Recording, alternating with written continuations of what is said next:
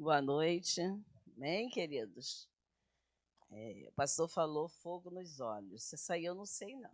Mas um coração quebrantado para passar para vocês aquilo que o Senhor falou comigo, primeiramente, com certeza. Amém, queridos? Ponha a mão sobre a palavra do Senhor, sobre a sua Bíblia. Amém? Vamos orar. Pai querido, Pai amado, Deus, eu quero colocar a minha vida, Senhor, diante de Ti, no Teu altar. Que eu seja, Senhor, um canal do Teu fluir, Pai. Que eu possa ministrar aquilo que o Senhor colocou no meu coração para ser compartilhado com os Teus filhos nessa noite, Pai. Ei, Senhor, esse lugar é seu, tenha total liberdade, que teu Espírito Santo possa me usar da maneira como o Senhor quer. É o que eu te peço e já te agradeço em nome de Jesus. Amém, queridos?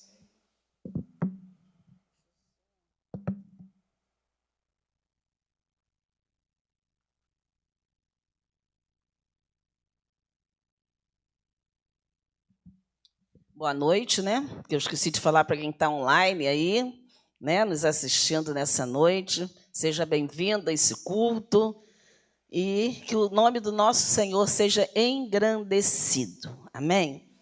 Queridos, nós ainda não estamos na campanha de Elias, mas eu escolhi hoje, o Senhor me direcionou a falar sobre Elias.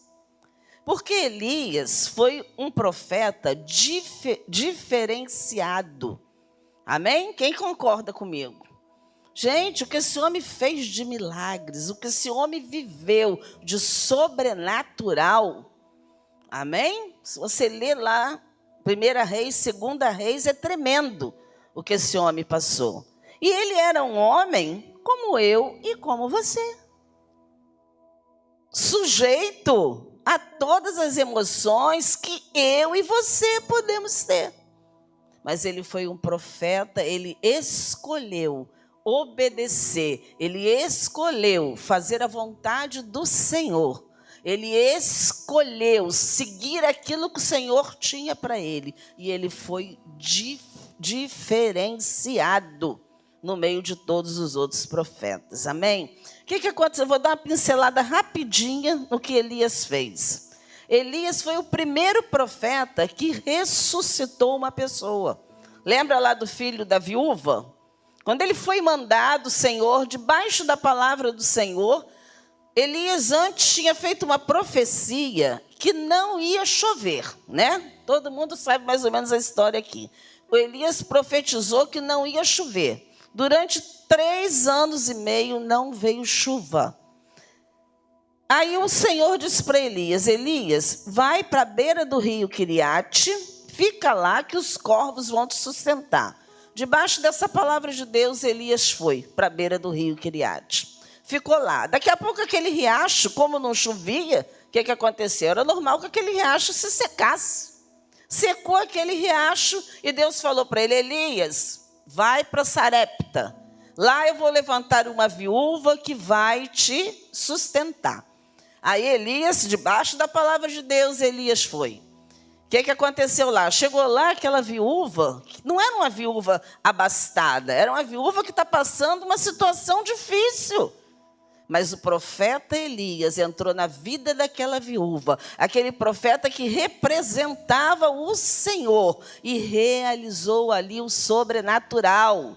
Era tanto azeite, era tanta farinha, era tanto azeite que não acabava da panela. E aquela viúva pôde ter a situação dela, ela que tinha uma perspectiva de morte, para ela e para o filho, foi tudo mudado. Amém, queridos? Elias, através do Senhor, Elias representava ali a figura de Deus. E Elias ali fez um milagre na vida daquela viúva. Passou-se um tempo e o filho daquela viúva adoeceu. Elias foi lá e ressuscitou. Ressuscitou. O profeta Elias foi o primeiro homem a fazer o milagre da ressuscitação de uma pessoa. Ressuscitou. Amém, queridos? E Elias, debaixo da palavra de Deus, e Elias voltou. voltou, foi lá para Israel, encontrou outra vez Acabe, que era o rei de Israel na época, e eles queriam, porque queriam, ninguém aguentava. 3 anos e já um bocado sem chover. Sem chover. Aí veio a disputa lá entre Elias e os profetas de Baal, que era o que Acabe e Jezabel acreditavam, os profetas de Baal. Então, olha, o cume, assim, né, aquilo que foi mais importante do sobrenatural na vida de Elias, ele fez, gente. Ele botou ali diante daqueles profetas de Baal, ele botou o sacrifício, ele clamou ao Senhor. Tudo para quê? Para que o nome de Deus fosse exaltado através de Elias. Ele clamou ao Senhor, desceu fogo do céu, daqui a pouco veio uma chuva tão forte. Depois de 3 anos e meio, Elias profetizou chuva e voltou a chover. Amém, queridos? Mas Elias teve medo. Como eu e você. Quem é aqui que um dia não teve medo de uma determinada situação que estivesse se vivendo, que estivesse se passando? Quem é que pode dizer que nunca teve medo? Quem é que pode dizer que nunca teve receio? Não é verdade? Quem é que pode dizer que nunca sentiu vontade de ficar quietinho no seu canto, encolhido? Aquele homem teve. Aquele profeta teve. Isso nos mostra que ele era um homem, ele era uma pessoa como eu e como você. Amém? Nós, pastores, não somos diferentes não, querido. Somos iguaizinhos, não é, pastor Paulo? Igualzinho. Somos homens e mulheres, sim, que também temos as nossas emoções, que temos os nossos medos. Amém? E eu quero dizer para você, se você tem medo, se você às vezes se sente fraco, se você às vezes não tem força para caminhar, isso não te desmerece. Isso não te desqualifica como filho e filha de Deus. Quando Elias, ameaçado de morte por Jezabel, fugiu para o deserto, ele não fez debaixo da direção do Senhor. O Senhor não mandou ele fugir, mas ele fugiu. Quando o Senhor mandou para Sarepta, foi debaixo da direção de Deus. Quando o Senhor mandou ficar no riacho Quiriate, foi debaixo da direção de Deus. Mas quando ele foi para o deserto, foi debaixo da vontade própria dele. Queridos, muitas vezes você pode fazer algo debaixo da tua vontade própria. Não é bom que se faça. O bom é que nós estejamos o quê? Debaixo da direção do Senhor. Daquilo que o Senhor tem para mim, daquilo que o Senhor tem para você. Amém? Mas Elias, naquele momento, como eu já falei, como homem, como qualquer um de nós, ele agiu debaixo da vontade dele. Mas eu quero te dar uma boa notícia. Mesmo assim, o Senhor estava cuidando de Elias. Aleluia! O Senhor levou lá o pão assadinho. O Senhor supriu. Quando Elias entrou na caverna, que ele pensou, agora eu estou sozinho, agora eu vou dormir, vou descansar, eu não quero fazer mais nada, eu fiz tanta coisa, mas eu já estou cansado. Eu já trabalhei muito na obra, mas eu estou cansado. Aí quando ele entrou lá, né, que ficou, ele pensou que estava sozinho, o Senhor manda um anjo e diz para ele, levanta-te, Elias. Levanta-te, homem de Deus. O Senhor diz para você nessa noite, eu não sei como que você está. Eu não sei como é que está a tua luta. Eu sei como é que eu estou. Amém? Eu sei como é que eu estou. Mas eu não sei como você está. Eu queria dizer uma coisa para vocês. Queridos, não se isole. Minha irmã, meu irmão, não se isole. O que Elias fez, ele fez da vontade dele, não fez debaixo da direção de Deus, ele procurou se isolar. Mas não é isso que Deus tem para nós. Embora você possa estar passando uma luta e no momento você está dizendo, Jesus, eu estou sozinho. Eu queria dizer para você que existem homens e mulheres aqui neste lugar que oram por você, que oram pela sua família, que intercedem por você. Amém, queridos? Intercede, que amam a tua vida, que querem te ajudar naquilo que você precisar. Não se isole, querido, principalmente no momento difícil da sua vida. Busque um irmão, busque uma irmã, busque um pastor, busque um presbítero, busque alguém. Amém? Se isolar não é a solução. Graças a Deus que realmente nós servimos a um Deus cheio de misericórdia. Um Deus que cuida de nós todos os dias, como o Deus que cuidou de Elias, é o mesmo. E esse Deus foi lá, onde Elias tinha se isolado, falou, levanta-te, volta, faz a obra. Falou para ele, faz isso, unge não sei o quê, unge não sei quem. Levanta, faz a obra. Há muita obra ainda para você fazer, Elias. Há muita obra para nós fazermos ainda. Amém, querido? Eu e você, no reino de Deus. Há muita coisa. Não se isole, não se sinta sozinho. Deus cuida de nós em todo tempo. Todo tempo, quando você menos estava esperando, Elias achou, estou sozinho, que sozinho nada. O anjo do Senhor já estava ali. E Elias voltou, continuou o ministério dele, porque o Senhor falou, vai Elias. E outra vez, debaixo da direção da palavra de Deus para a vida daquele homem, ele foi. Ele fez tudo que o Senhor tinha mandado ele fazer, continuou o ministério dele. Amém? E ele tinha um discípulo muito amado, chamado Eliseu. Muito amado e muito esperto, muito sábio, né? Porque Eliseu falou para ele, Elias, o que eu quero de herança é a porção dobrada da tua unção. Né? Eliseu não era bobo nem nada, né, pastor? Não era bobo nem nada. Ele via que aquele homem tinha muita unção, que aquele homem tinha autoridade de Deus, que aquele homem tinha poder naquilo que ele fazia, naquilo que ele colocava a mão. Amém? Então, Eliseu, eu quero. O que você quer de herança? Vai deixar a herança para mim? Eu quero uma porção dobrada da tua unção. Aleluia! E é isso que nós temos que querer, porção dobrada da unção do pastor, da pastora, do nosso bispo, do nosso apóstolo. Amém? Nós temos que ansiar por mais e mais de Deus, de poder de Deus nas nossas vidas. E ali Elias, então, voltou, fez o ministério dele. No final, vamos lá. No final do ministério de Elias, ele viveu um sobrenatural tremendo. Quem sabe o que aconteceu com Elias no final do ministério dele? Obedecendo, ele disse, obedecendo a voz de Deus, o Senhor disse para ele, vai para Betel.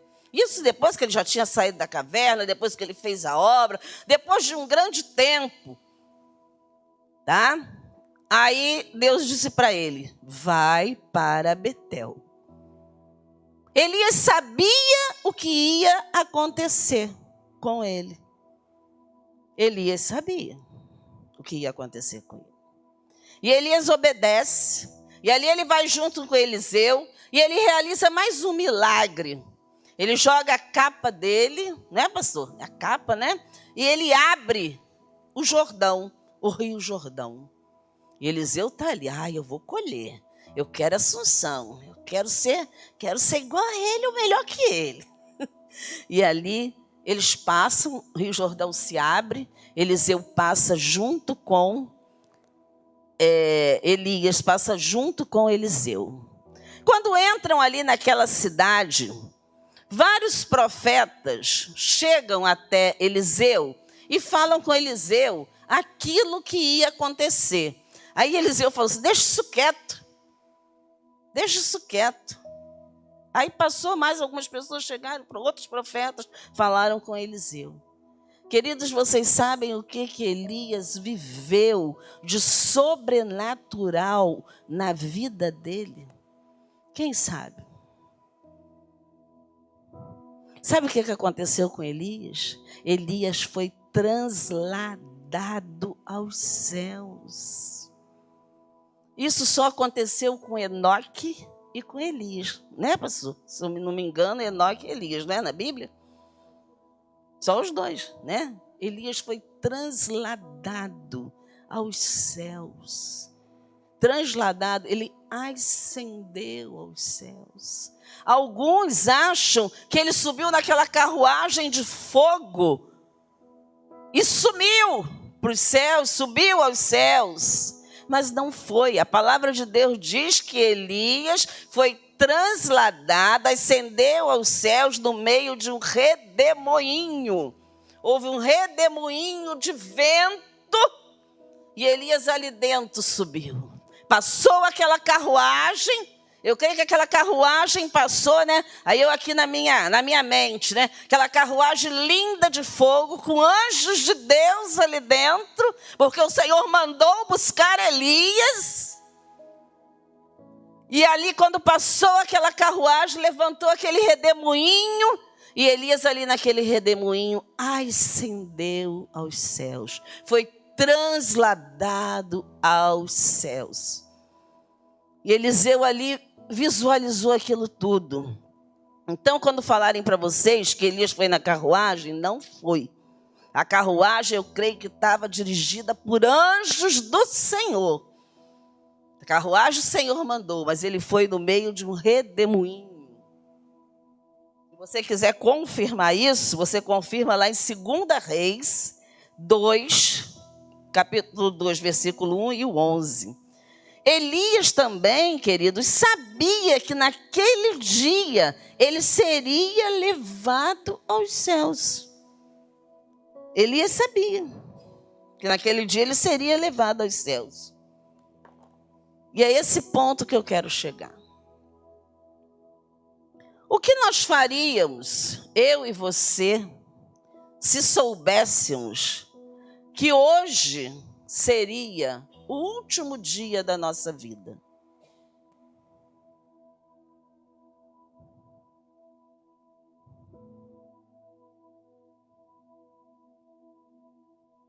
O que nós faríamos? Foi a pergunta que o Senhor me fez. Está preparada, minha serva?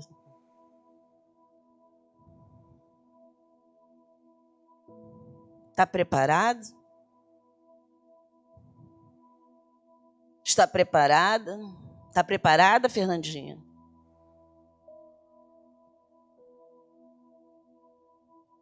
Está preparada, Roberta? Está preparado, pastor?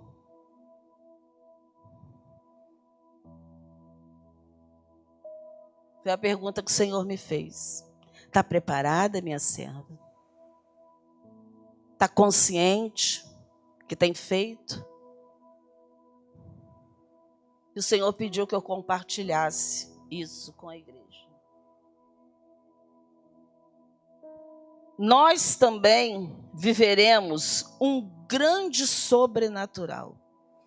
Qual é o sobrenatural que nós temos para nós? O arrebatamento.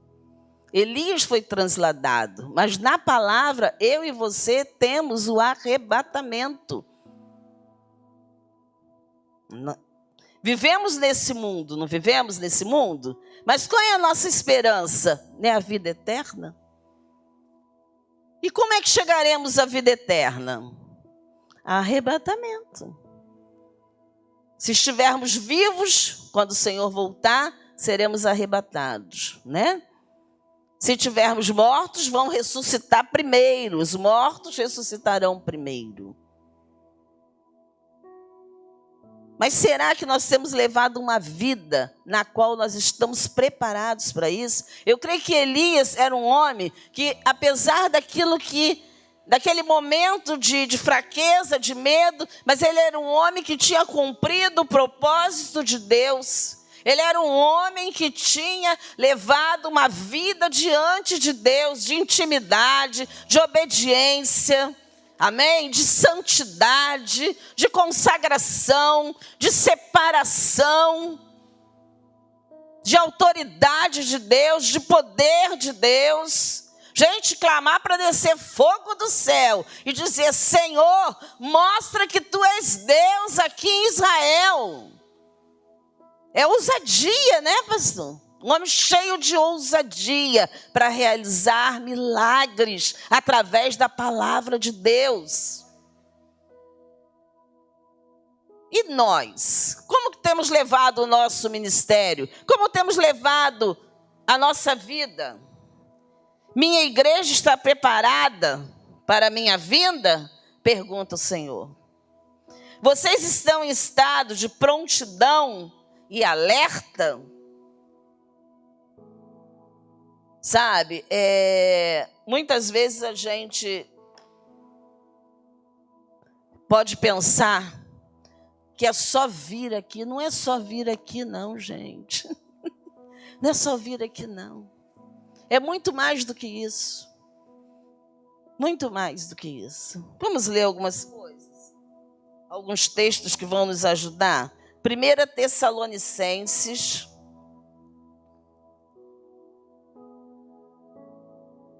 Primeira Tessalonicenses 4. Primeiro João. Vamos lá primeiro no Evangelho de João 14.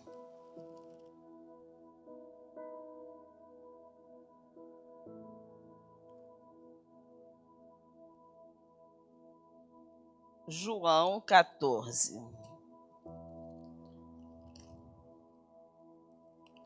João 14, de 1 a 3.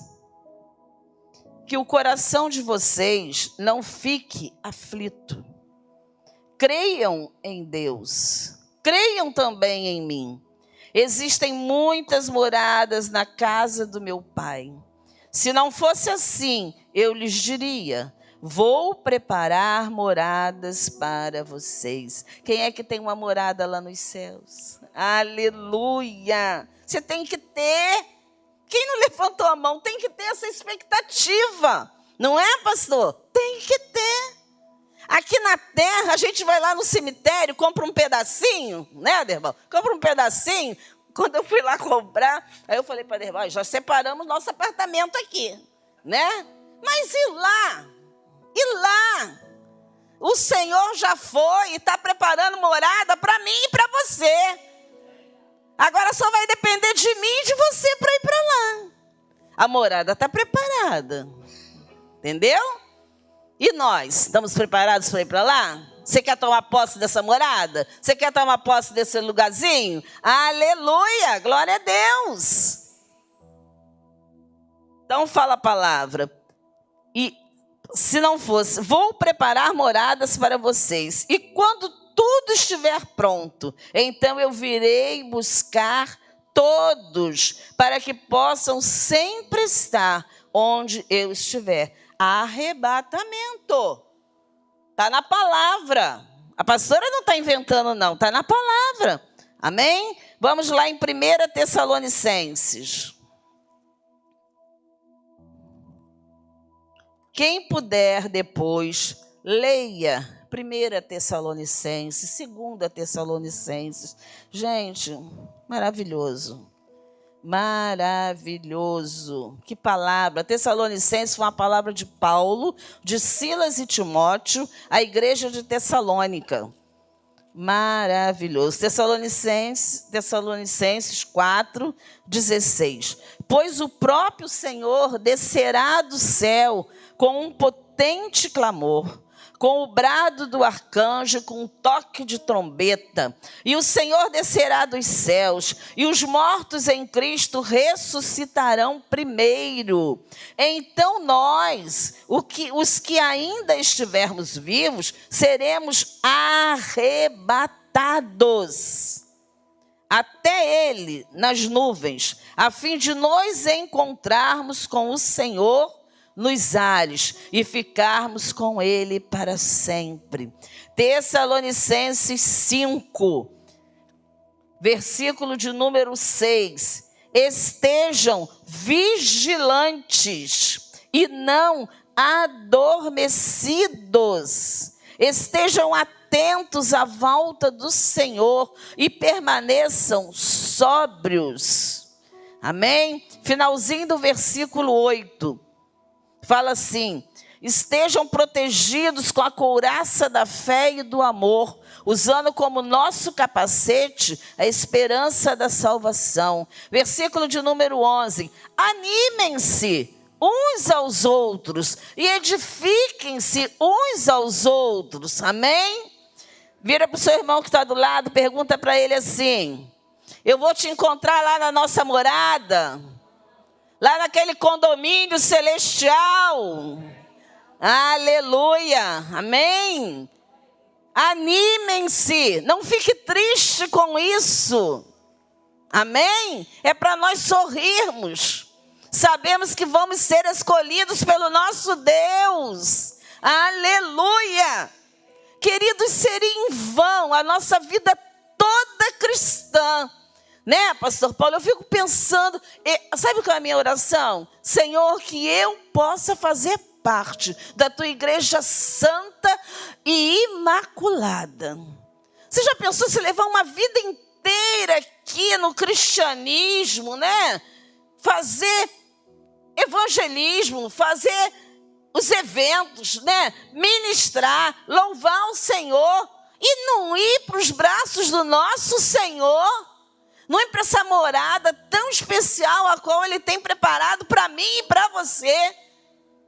Valeria a pena? Não valeria a pena, né? Por isso nós não podemos levar uma vida cristã de qualquer jeito. Não é de qualquer jeito que vamos entrar na nossa morada. Não é. Nós estamos fazendo um curso de intercessão. E outro dia foi dado um testemunho muito forte, mas muito forte. Eu até compartilhei com a bispa que o Senhor estava pedindo que fosse ministrado, ela deve ministrar também para a igreja. Porque é um testemunho de uma pessoa que, em um sonho, numa visão ou num arrebatamento, essa pessoa sonha com o arrebatamento. Só que na hora dela ser arrebatada, as vestes dela tinha algumas manchinhas. Lembra, Fernanda? Não era isso? Tinha algumas manchas na veste. Que a palavra de Deus diz que as nossas vestes devem estar brancas, alvas, limpas. Isso significa sem pecado, sem mácula. Mas essa pessoa compartilhou que na hora tinha algumas manchinhas e que não podia entrar. Não podia tomar posse daquela mansão celestial. Não podia estar na presença do Pai, porque existiam algumas manchinhas. E isso deve preocupar o nosso coração. Amém? Por isso que eu oro e peço, Senhor, que eu possa fazer parte, Senhor, da tua igreja santa e imaculada, que o Senhor vem buscar. Porque senão não teria motivos, não teria razão da nossa vinda aqui, da nossa vida nessa comunhão. Não teria razão. Vocês concordam comigo? Qual é o nosso alvo? Qual é o nosso maior alvo? Qual é o nosso maior sobrenatural que nós queremos viver? é tomar posse da nossa salvação em Cristo Jesus. Esse é o nosso foco. Esse é o nosso foco. Continuando aqui, Tessalonicenses, capítulo 5. Lá no versículo 15 fala assim: cuidem que ninguém retribua mal por mal, mas procurem sempre fazer o bem uns aos outros e para todos. Estejam sempre alegres. Um coração alegre aformoseia o rosto. Amém? Um sorriso, um abraço, uma palavra. Que sejamos instrumento nas mãos do Senhor. Amém? Permaneçam sempre em oração. Estejam sempre agradecidos. Haja o que houver. Porque esta é a vontade de Deus para com vocês que pertencem a Cristo Jesus. Versículo de número 22. Afastem-se de toda espécie de mal, que o próprio Deus de paz faça vocês completamente puros, e que o espírito e a alma e o corpo de vocês sejam conservados irrepreensíveis até o dia quando nosso Senhor Jesus Cristo voltar.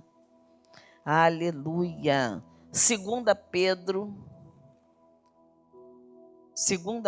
3. Para o Senhor, um dia é como 1000 anos, e 1000 anos são como um dia.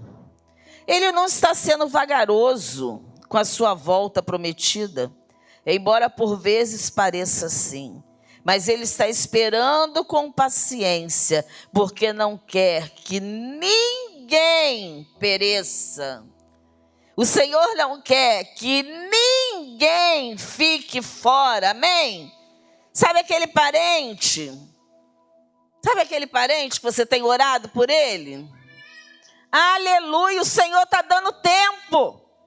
Continua orando. Continua buscando, continua declarando que Ele é do Senhor, sim, para que Ele possa viver o arrebatamento junto com você. Amém, queridos? Agora eu lembrei do sobrinho. Derval tem um sobrinho que ele é muito engraçado, né? E eu falava de Jesus para ele, falando de Jesus, eu falei, Jesus vai voltar, rapaz. Se conserta. Se conserta, rapaz, põe no lugar. Aí ele virou para mim e falou assim, não, tia, tem problema não. Quando Jesus voltar, que você estiver subindo, eu garro na tua saia e digo, vamos, tia, me leva, tia. Aí eu dizia para ele, mas não é assim, querido, é individual. Amém? Talvez você esteja falando assim no seu coração, né? Aquele espírito de incredulidade. Gente, mas há tantos anos, desde não sei quando, que está se falando que Jesus vai voltar. E Jesus ainda não voltou. Querido, o tempo e a hora, nem o filho sabe. Só Deus, o Pai, sabe qual será o dia e a hora. A palavra diz que ele voltará como ladrão, que ninguém vai perceber. Aquela coisa assim. É tremendo, não é? Imagina como foi tremenda aquela carruagem de fogo que levou Elias. Imagina como vai ser tremendo quando o Senhor tocar a trombeta. Ah, eu quero estar lá. Amém? Esse deve ser o anseio do nosso coração.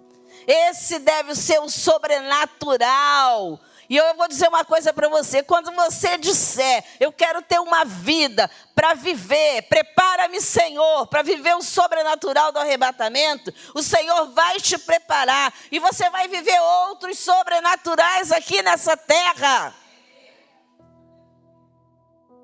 Vai ser consequência. Porque a palavra do Senhor fala, buscai primeiro o meu reino, e as demais coisas vos serão acrescentadas. Buscar o reino de Deus é fazer a vontade de Deus, é andar debaixo da direção que o Senhor está falando. É cumprir o propósito para qual qual o Senhor tem te chamado. Amém, igreja?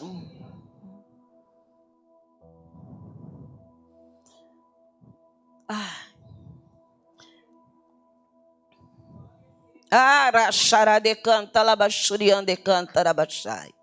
Libicanta xiriande canta laias. Conserta-te, aplana os teus caminhos, endireita as veredas. Breve virá o Senhor.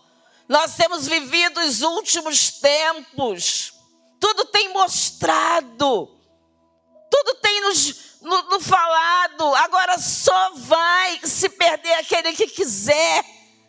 Porque se você leia em casa 1 Tessalonicenses, 2 Tessalonicenses, leia 1 Pedro, 2 Pedro, leia. É impactante aquilo que o Senhor fala para nós. Amém? Não estejamos adormecidos. Sejamos atentos, estejamos de prontidão, porque aquele que estiver dormindo, aquele que não estiver atento, vai ficar. Sabe por que Eliseu foi? Porque ele viu, ele já sabia, ele sabia que naquele dia o Senhor ia recolher ele. Mas ele tinha feito tudo o que o Senhor queria. E mesmo quando ele fez segundo o coração dele, o nosso Deus, que é infinitamente misericordioso, foi lá, pegou ele de volta e vem, Elias. E assim o Senhor faz com cada um de nós. O Senhor não quer que nenhum de nós se perca.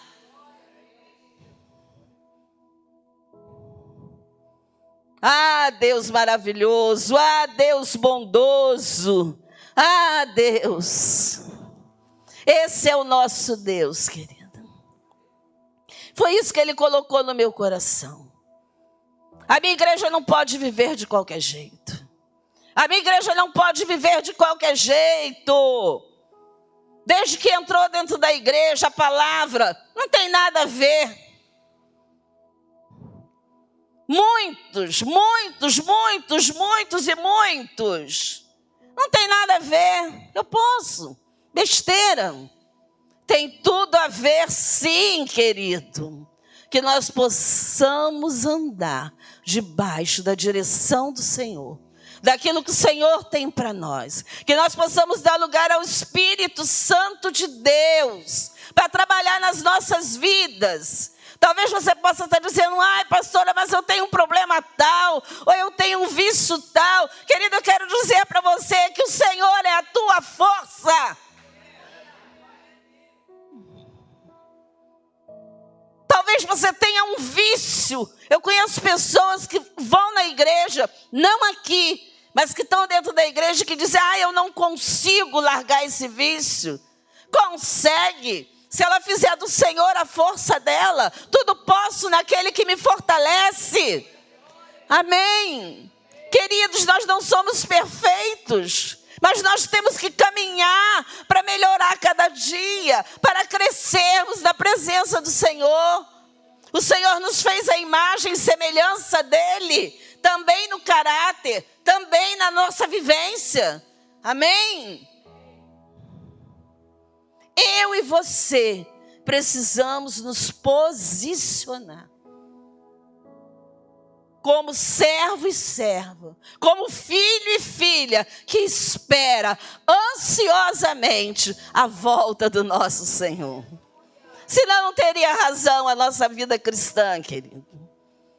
Amém? Precisamos aqui, enquanto há tempo, fazer aquilo que o Senhor tem nos chamado. Por isso que a palavra fala aqui. Pensa que está devagar?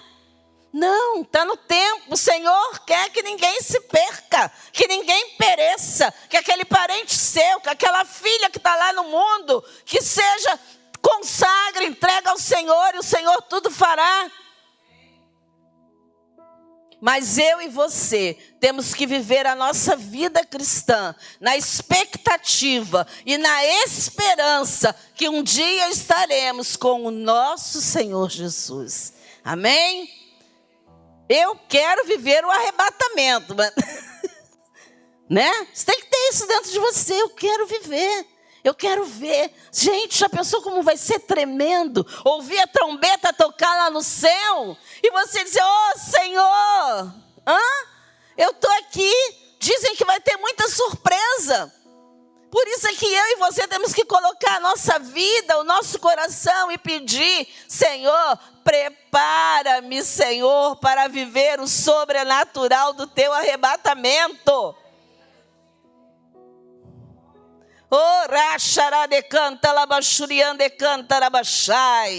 O Senhor nos escolheu. Só escolheu a cada um de vós que estão aqui. O Senhor tem cuidado de nós. O Senhor tem muito amor por nós. Amém? Você é filha amada. Você é filho amado do Senhor. E como anda a nossa vida para com o Senhor? Como tem sido a nossa gratidão? Como tem sido a nossa vivência? Como tem sido a nossa consagração? Como tem sido a nossa santidade? A palavra do Senhor fala que sem santidade ninguém verá o Senhor. Amém? Então que nós possamos nessa noite. Você pode se colocar de pé. Carlinha, se coloca de pé. Começa a falar para o Senhor agora. Fala para Ele. Eu tive uma conversa séria com Ele. Fala: Senhor, Senhor, tenha misericórdia da minha vida. Conserta onde precisa ser consertado. Aplane nos caminhos, Senhor. A igreja será arrebatada. Vem me buscar, vem me buscar. Aleluia. Abra a tua boca. Fala para o Senhor. Aquilo que você acha que você precisa melhorar, fala para o Senhor. Pede ajuda a Ele. O Senhor é a tua força, meu querido. O Senhor tudo pode, mas você precisa querer. Você precisa querer. Amém? Que nós possamos viver o sobrenatural daquilo que o Senhor tem para nós. Nessa vida terrena, até alcançar a nossa morada celestial, a qual o Senhor tem separado para mim e para você. Amém? Continua falando com o Senhor. Aleluia. Adore ao Senhor, querido. Adore ao Senhor. Fale palavras de amor, de gratidão ao nosso Deus. Ebenezer, até aqui nos ajudou o Senhor. Que o Senhor possa nos dar uma carreira, que nós possamos chegar no final da nossa carreira, como Paulo: combati o bom combate, guardei a fé. Amém, queridos? Mas que nós possamos ter consciência que nós fizemos tudo aquilo que nós devíamos fazer. Que nós realmente nos colocamos diante do Senhor com o coração aberto, com o coração quebrantado, para que o Senhor possa mudar a nossa história. Aleluia! Deus é Deus que muda a história. Deus é Deus que faz o novo. Deus é Deus que levanta. Deus é Deus que separa. Deus é Deus que arrebata. E Deus virá. Jesus voltará para buscar a sua igreja santa, imaculada. Aleluia!